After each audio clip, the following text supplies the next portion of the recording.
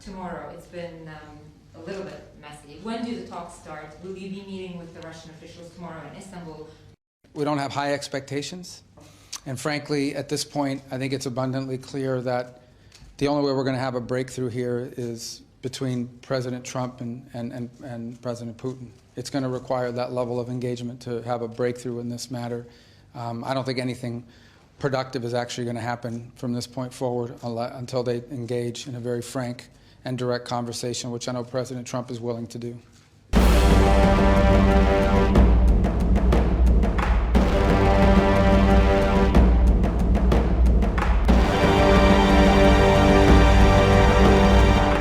Well, the president is impatient to end this war. He's impatient, as he's been clearly said, that something needs to happen soon. Too many people are dying. There's too much destruction. And I think he's ready to have that engagement and determine once and for all if there's a path forward and what that path is. And it's my assessment that I don't think we're going to have a breakthrough here until the president and President Putin interact directly on this topic. But we came because we were told that there might be a direct engagement between the Russians and the Ukrainians. That was originally the plan. You all heard the same thing. That was not to be the case, or if it is, it's not at the levels we had hoped it would be at. I hope I'm wrong. I hope they have tremendous breakthrough tomorrow if they talk. But I frankly do not believe that we're going to have a breakthrough here until President Trump sits face to face with President Putin and determines what his intentions are moving forward. The level of team that was sent by the Russian side is certainly not indicative of one that's going to lead to a major breakthrough. I hope I'm wrong. I hope I'm 100% wrong. I hope tomorrow the news says they've agreed to a ceasefire. They've agreed to enter serious negotiations. But I'm just giving you my assessment, honestly. I don't think it's going to lead to that just because of the structure and how this is all played out. I think the next thing that has to happen here for there to be a breakthrough, if there's going to be one, is going to involve President Trump's direct involvement. And I believe the president shares my assessment. Nothing's going to happen until Putin and I get together, okay? And obviously he wasn't going to go. He was going to go, but he thought I was going to go. He wasn't going if I wasn't there. And I don't believe anything's going to happen, whether you like it or not, until he and I get together. But we're going to have to get it solved because too many people are dying. Thank you. You're going to land right now. Thank you. Thank you, sir. Готовы к обсуждению возобновления хода стамбульских переговоров. Готовы к возможным компромиссам, к их обсуждению. Настрой? Ну, рабочий настрой. Рабочий настрой. Здесь присутствует в составе делегации представители, руководящий состав всех заинтересованных ведомств.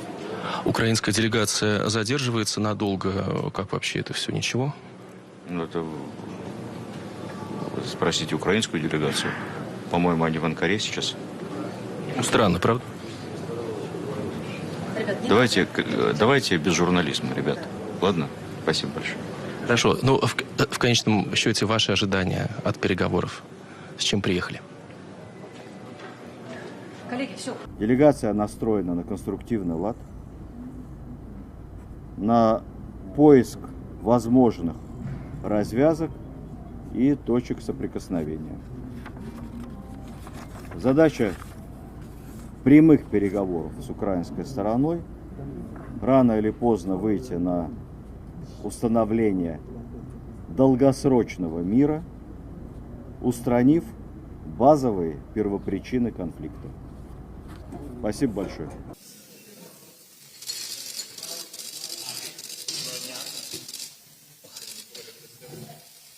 Незважаючи на достатньо низький рівень представлення російської делегації, але з поваги до президента Трампа, з поваги до високого рівня делегації Туреччини і до президента Ердогана, і все ж таки бажаючи продемонструвати, спробувати досягти хоча б перших кроків щодо деескалації, перших кроків щодо закінчення війни, а саме припинення вогню, я вирішив відправити зараз в Стамбул нашу делегацію, але не всіх, безумовно, голови Служби безпеки, начальника Генштабу не буде, голови так, але делегація буде очолена міністром оборони. Or if the Russians refuse a ceasefire, it will be the end of it. Thank you so much. Дякую.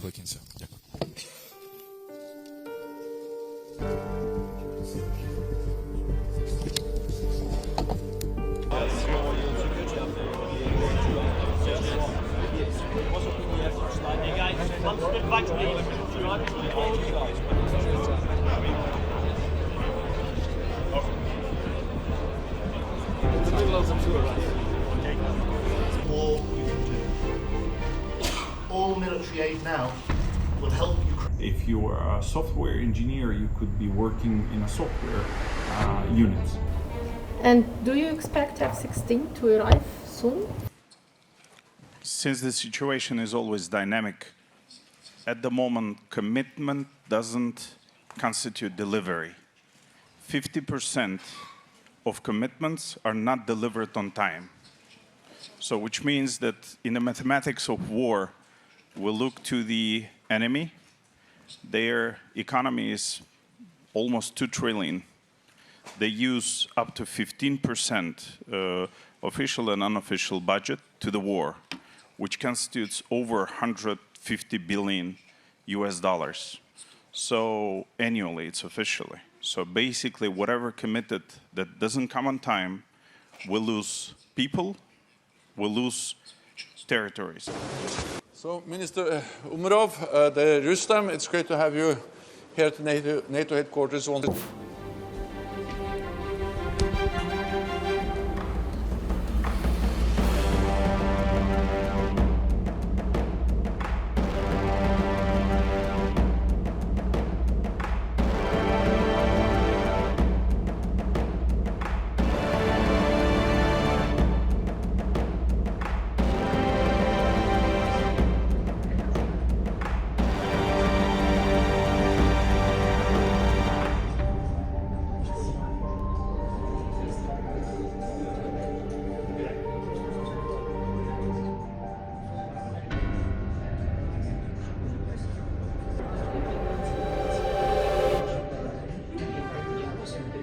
We know at the moment that the Russian delegation has arrived in Istanbul for these talks. It's not, a high-level delegation. We believe that there are kind of 3 different categories that Russia has in terms of the seniority of its delegations, and this is the lowest category. There's an elaborate kind of diplomatic game being played out here between Russia and Ukraine. Both of them are clearly keen to try to show US President Donald Trump that they are, more up for peace, keener for peace than the other. So while Putin did indeed propose these talks, he did not say that he would be coming at any stage. It was the Ukrainian President Volodymyr Zelensky who, if you like, laid down that challenge. Some in Russia saw that as a trap for Putin, and there was some kind of taunting going on as well. Zelensky said, kind of come if you're not afraid to talk to me. What's really going on here is that both of these leaders, for different reasons, they want Trump to remain engaged in the peace process. They want to keep things going.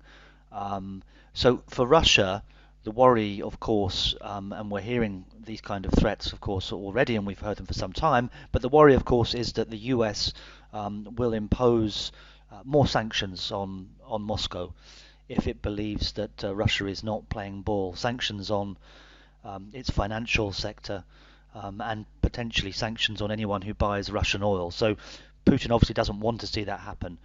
For Ukraine, of course, the worry for Ukraine, if Trump deems that they're not playing ball, is that he withdraws US military intelligence support and stops arms deliveries to Ukraine. So that both of these countries are trying to keep in with Trump, frankly, and neither wants to be seen to be the one to be collapsing any talks.